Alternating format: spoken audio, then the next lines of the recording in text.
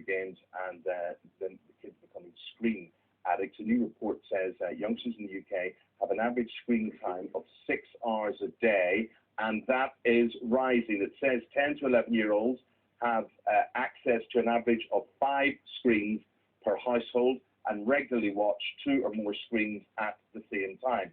With us now in the studio is Hugh Osborne. Hugh is an addiction therapist and a hypnotherapist. Is this a problem, or is this just today's world? Well, I think it's definitely something that's going to become more and more of a problem. If you look at the facts that people are spending, young people are spending that amount of time, 6 hours a day, looking at screens, then how much time does that give them to develop the necessary life skills to actually go out into the world? And yet we were talking about this dilemma, Charlotte. I mean, we look at people like us, we do our jobs, and this is our job. Charlotte's got one of these on her lap right now, and you were saying, Charlotte, well, this is the life skill that they need nowadays. Yeah, that children from an early age are expected to be computer literate, and it will form an important part of their lives later on. So to a certain extent, you've got to start them off early, haven't you?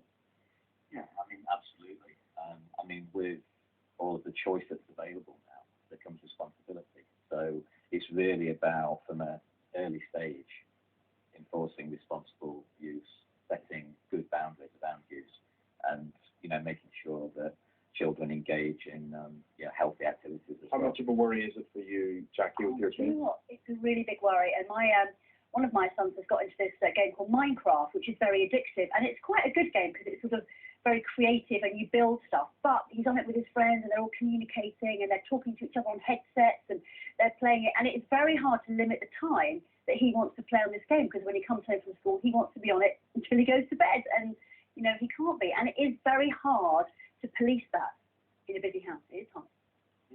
Yeah, of course, and you do what you can, and if you notice that they're starting to lose interest in the things that they used to take value from, they're starting to lose interest in interacting with friends, playing football, whatever it is they do, then that's perhaps a time to And you think it's quite obvious when you can see the difference between an interest and an addiction with a child looking at a screen? Well, that's absolutely. I mean, an addiction is something that's out of control. It has control of you, so it's gone beyond a healthy interest or even a habit.